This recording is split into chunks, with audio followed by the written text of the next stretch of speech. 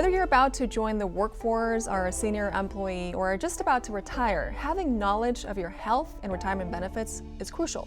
But who promotes and protects these benefits? I'm excited to be joined by the Principal Deputy Assistant Secretary of the Employee Benefits Security Administration, EBSA, of the U.S. Department of Labor, Ali Kawar.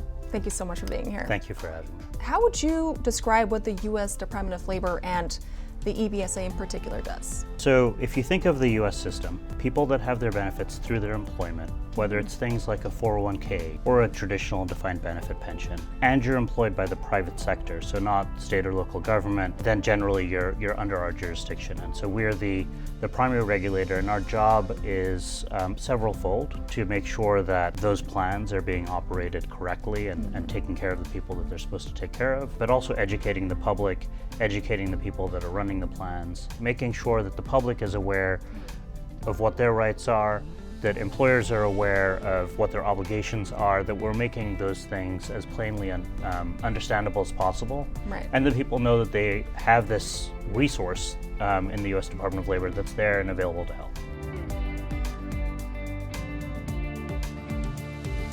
What do you find is the biggest challenge currently in your role? We are a very, very small agency. We have less than 1,000 people. There are 4 million of these arrangements in the US, and there are trillions and trillions of dollars in assets.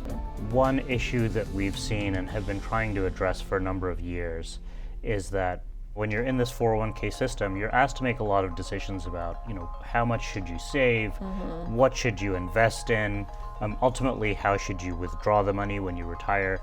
It's different than the defined benefit, the traditional pension, right? You showed up to work, you worked, and at the end, you got a paycheck for life. That's not the reality for most Americans today. We've just told them, you're now responsible for these decisions.